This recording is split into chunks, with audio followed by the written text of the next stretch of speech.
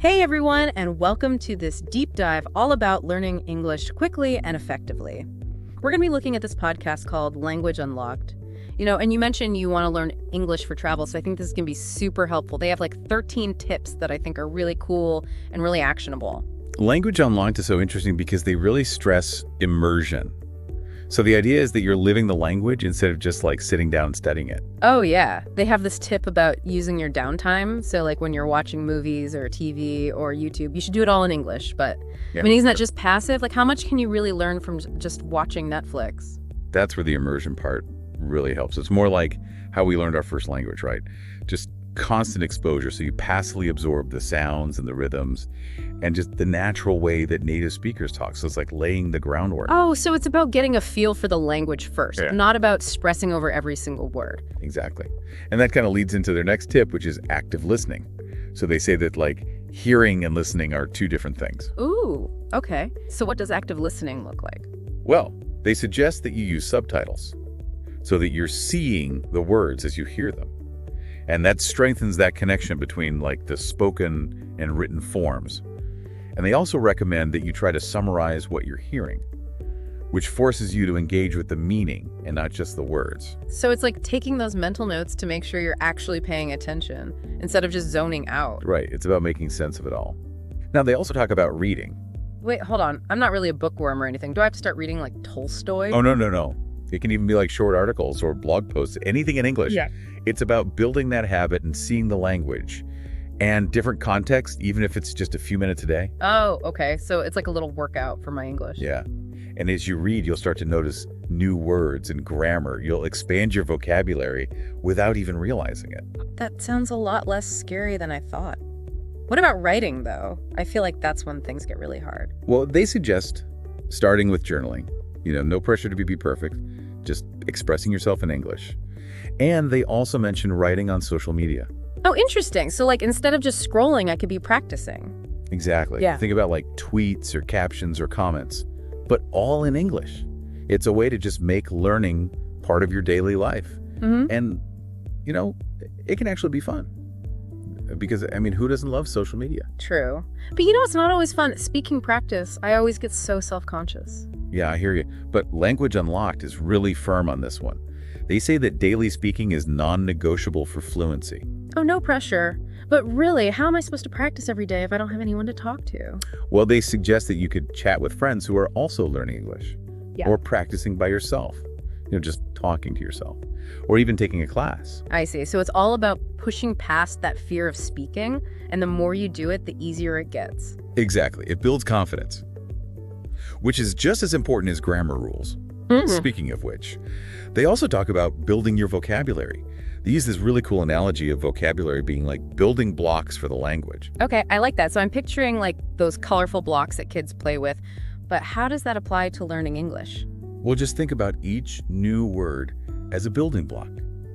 And you need a solid foundation of these blocks to construct sentences and to express yourself. Okay, so how do we get these building blocks? Am I going to have to go back to using flashcards and memorizing lists? No. Language Unlocked has much more creative ideas. They suggest things like labeling household items in English, or even playing word games. So it's all about using the words, not just memorizing them. I like that. It's like making my whole house part of the learning process, like an English playground or something. But let's be honest, learning vocabulary is the fun part. What about grammar?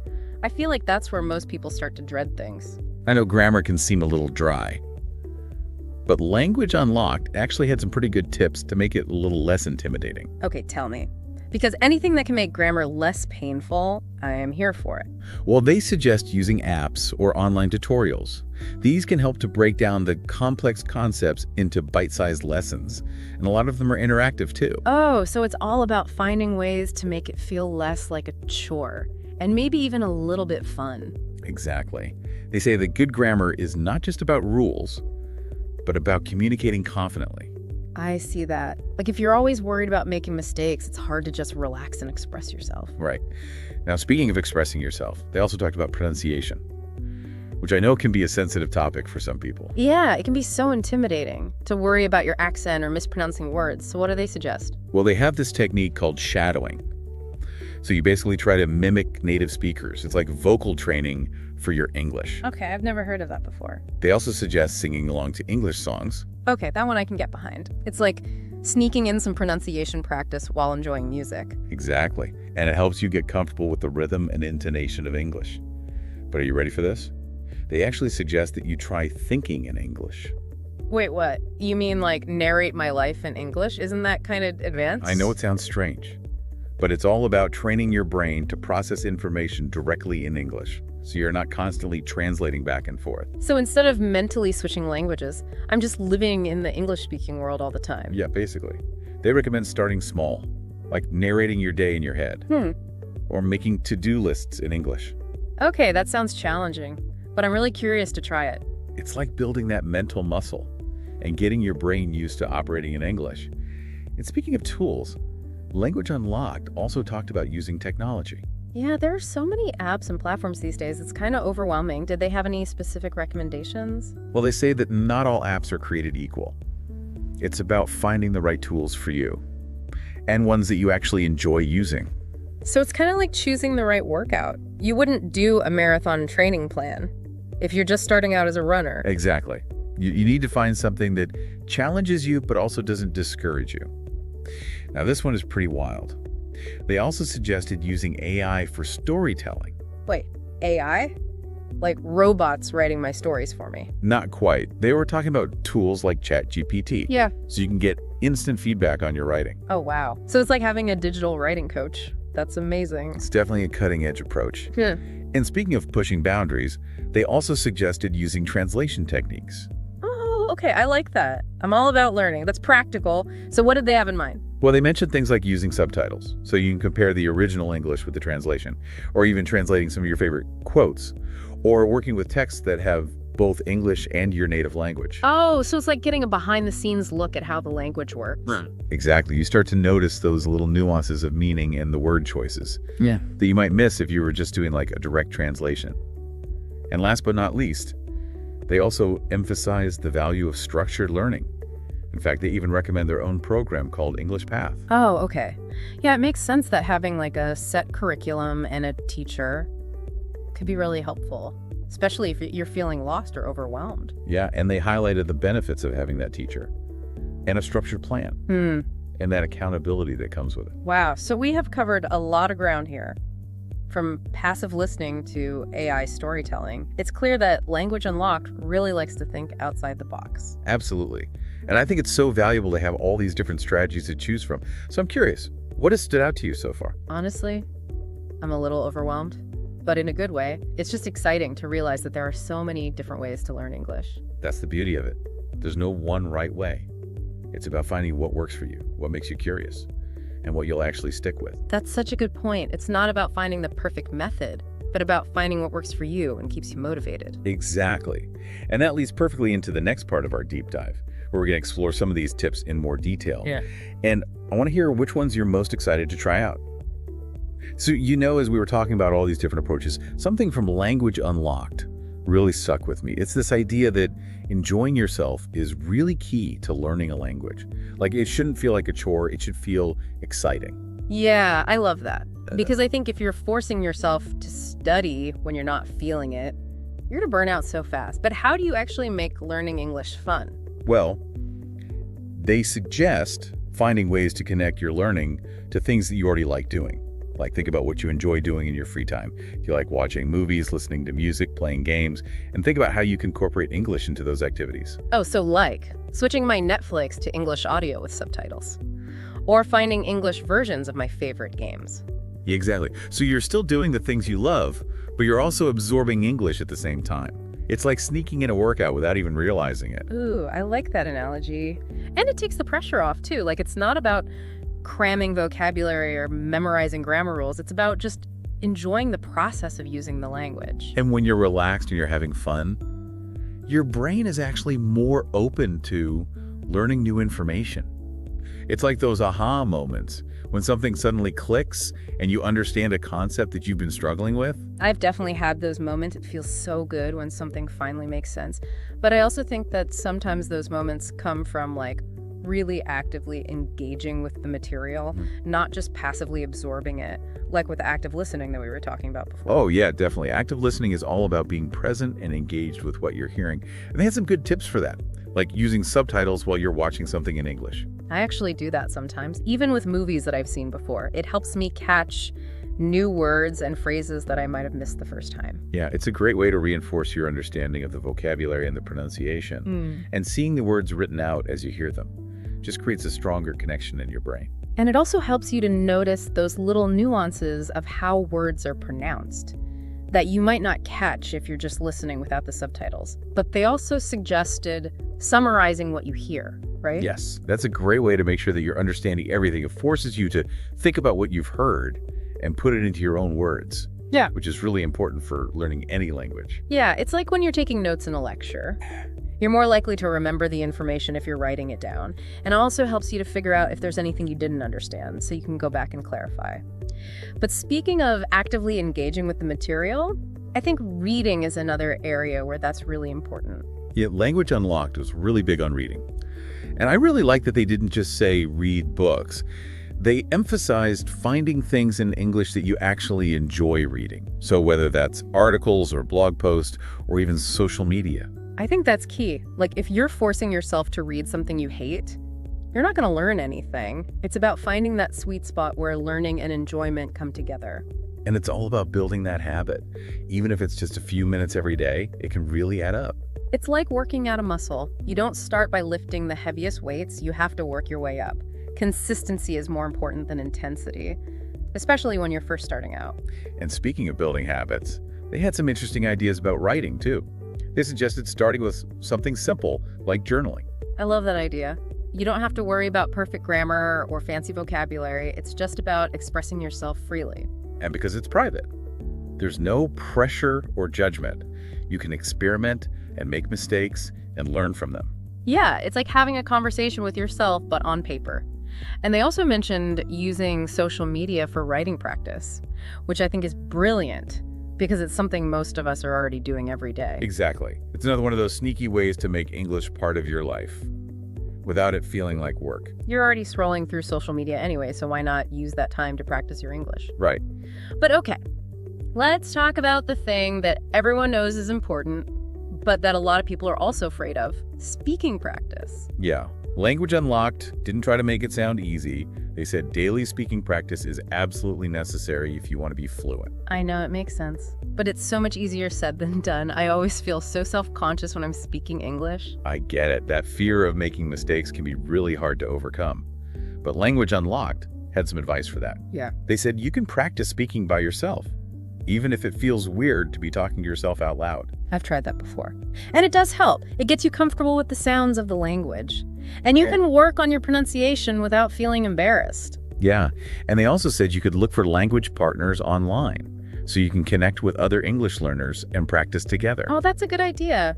You're all learning together, so there's less pressure to be perfect. Right, and Language Unlocked also talked a lot about building a strong vocabulary.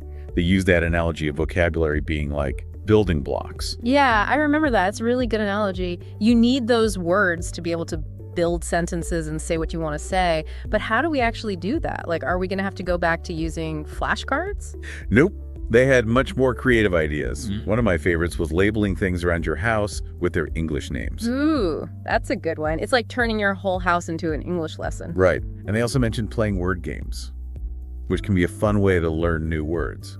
It's all about finding ways to make learning vocabulary feel like play. Exactly. And when you're having fun, you're more likely to remember what you learned. Now, I know we've been talking about all the fun stuff, but we can't forget about the foundation of any language: grammar.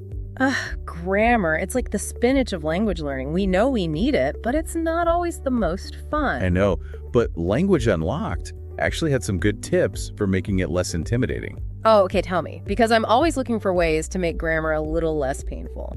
They suggested using apps and online tutorials.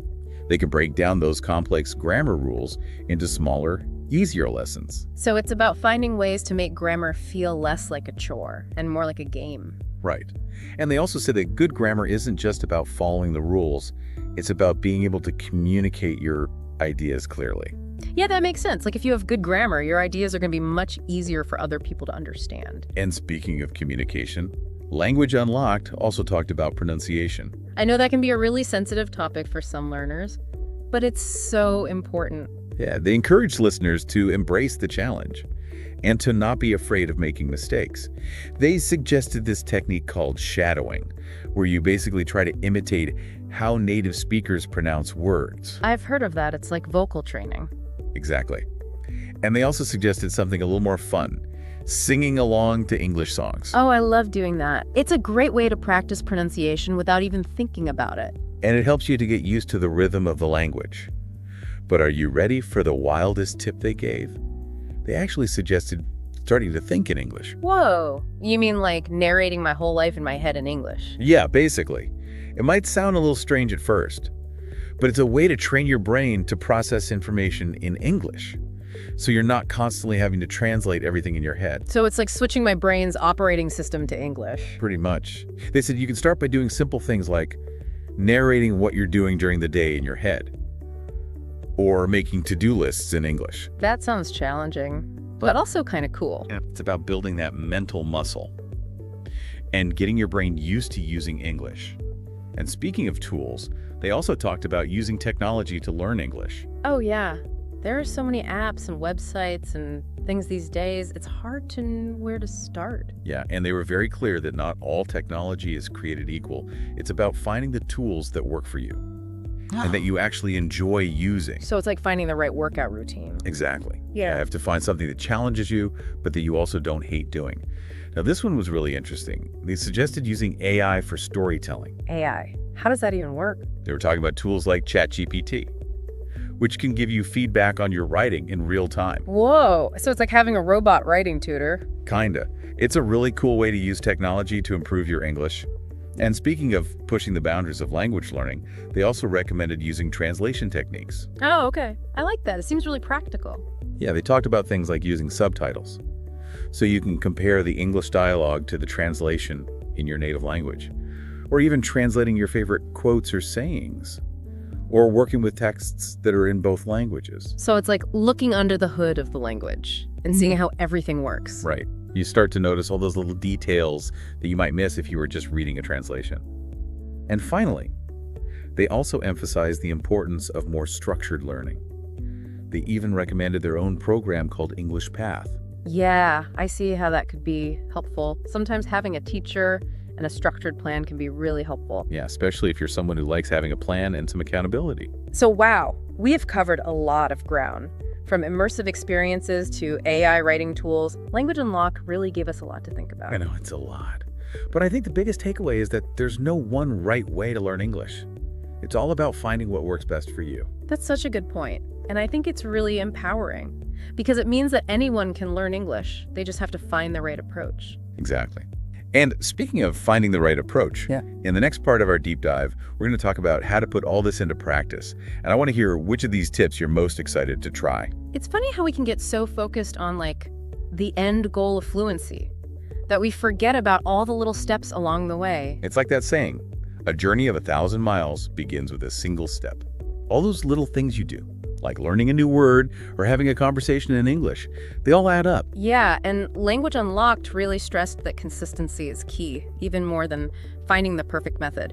But they also said that it shouldn't feel like a chore. You have to actually enjoy the process. Absolutely. When you enjoy what you're doing, you're more likely to stick with it. And when you stick with it, you see progress. And that keeps you motivated. It's like a positive feedback loop. Exactly. I know for me personally, I'm much more likely to learn something new if it feels fun and interesting, not like something I'm forcing myself to do. So do you have any tips for making language learning feel less like work? For me, it's all about connecting it to things I'm already passionate about. Like, if I can find a way to use English while doing something I love, it doesn't even feel like I'm studying. Oh, that's so smart. It's like when you get lost in a good book, or you're watching a really captivating movie, and you completely lose track of time. Learning should feel like that. Yeah, exactly. It should feel effortless and natural. And it's different for everyone. What works for me might not work for you. So you have to experiment and find what you enjoy. Yeah, that's a great point. There's no one right way to learn. It's all about finding what works for you. And it's okay to make mistakes along the way. That's how we learn and grow. I think we put so much pressure on ourselves to be perfect, but mistakes are part of the process. Exactly. Learning a language isn't a race.